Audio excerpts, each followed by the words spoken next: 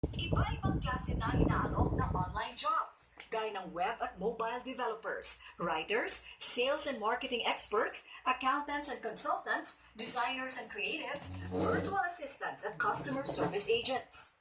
With online work, kahit nasa bahay ka or kahit gusto mong bumalik ng probinsya, kung gusto mo sa Baguio, sa Boracay, you can actually work as long as you have your internet access.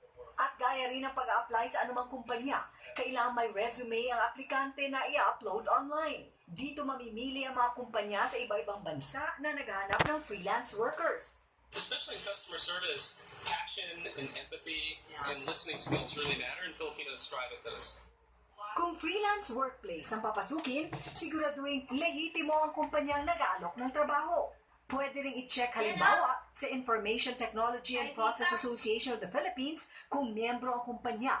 Bukod pa sa pwede ring sumangguni sa hotlines ng Bureau of Local Employment ng DOLE. Apples, Halandoni, ABS-CBN News. Susunod na, pag-aalboroto ng mga bulusan hindi pa tapos.